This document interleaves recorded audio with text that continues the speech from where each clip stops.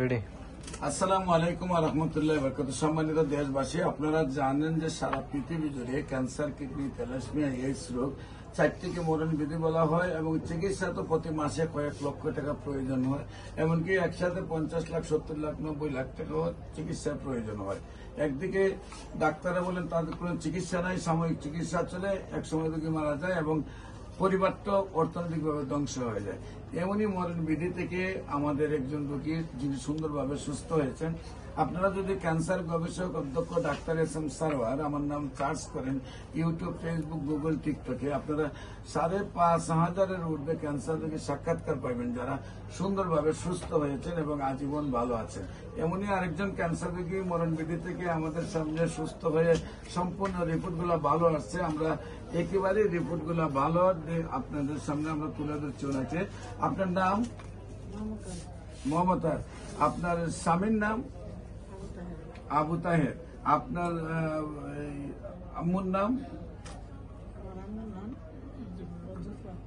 অজুফা। আপনার আম্মুর নাম? আপনার আব্বুর নাম? আব্দুল হাকিম ব্যাপারী। আপনার সাথে উনি কে আছেন? আপনার আপন ভাই। আপনার নাম কি? জাহাঙ্গীর আলম। রোগী আপনার কি হয়? আপন বোন। আপনার নাম কি? জাহাঙ্গীর আলম। আপনার পিতার নাম? আব্দুল হাকিম ব্যাপারী। আপনার আম্মুর নাম? অজুফা খাতুন। আপনাদের গ্রামের নাম কি?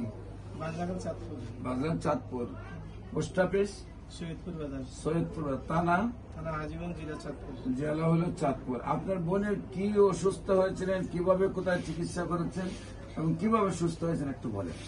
বোনের প্রথমে আমরা এই গ্রাম অঞ্চলে আর কি চিকিৎসা নিছি, ওখানে তো ওষুধ খাইছে, ভালো হয় না। তারপর আমরা বড় ডাক্তার গেলে সরপন্ন হইলাম ইবনে সিনা হসপিটাল। ওখানে যাওয়ার পরে ইবনে সিনা হসপিটালে গেছেন? হ্যাঁ, ওখানে যাওয়ার পরে আমাদের পরীক্ষা নিরীক্ষা দেওয়া হয়েছে, তারপরে ক্যান্সারের পরীক্ষা দেওয়া হয়েছে, তারপরে ওখানে ক্যান্সার আক্রান্ত হয়েছে। যখন চিকিৎসায় ভালো হয় না তখন ইবনে সিনাতে গেছেন। ইবনে সিনাতে পরীক্ষা করে ধরা পড়ছে ক্যান্সার। ক্যান্সার ধরা পড়ার পরে আপনারা সেখানে চিকিৎসা করে কি সুস্থ হয়েছিলেন? না, ওখানে তো সুস্থ হই না। করে ওখান থেকে বলছিল আপনারা ইয়েতে যান, মহাখালী হসপিটাল যান, ওখানে আপনারা হয়তো কিছু টাকা পয়সা কম লাগবে, এখানে সরকারি হসপিটাল, ওখানে চিকিৎসা দেন। আমরা ওখানে যাই না, আর্থিকের সমস্যা ছিল। তারপর আমরা এই ইউটিউবের মাধ্যমে দেখলাম যে আপনাদের অ্যাড্রেস আমরা এখানে আসতে আমার। তো আপনার বোনের এখন কি অবস্থা? এখন যে